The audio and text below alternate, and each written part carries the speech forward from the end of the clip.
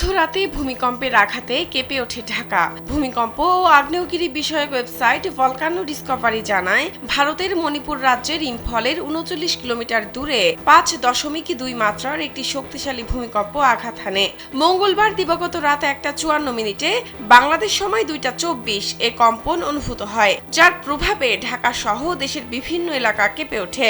ওয়েবসাইটটি আরও জানায়, ভূমিকম্পটির উৎপত্তিস্থল ছিল ভূমি থেকে মাত্র ৪৭ কিলোমিটার গভীরে।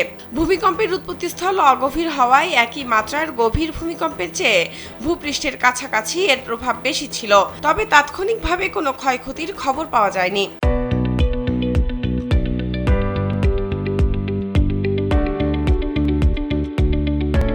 মার্কিন ভূতাত্ত্বিক জরিপ সংস্থা ইউএসজিএস এর বরাতে বাংলাদেশ আবহাওয়া অধিদপ্তরের ভূমিকম্পন ও পর্যবেক্ষণ কেন্দ্র জানিয়েছে, ভূমিকম্পটির উৎপত্তিস্থল ছিল মণিপুর রাজ্যের মৈরাং শহরের কাছাকাছি, যা রাজধানী ঢাকা থেকে প্রায় ৩৫৪ কিলোমিটার দূরে। ভূমিকম্পে বাংলাদেশের উত্তর পূর্বাঞ্চল সহ ঢাকা এবং পার্শ্ববর্তী কয়েকটি জেলায় হালকা কম্পন অনুভূত হয়েছে বলে জানায় অনেকে, তবে এ ঘটনায় কোনো হতাহতের খবর পাওয়া যায়নি।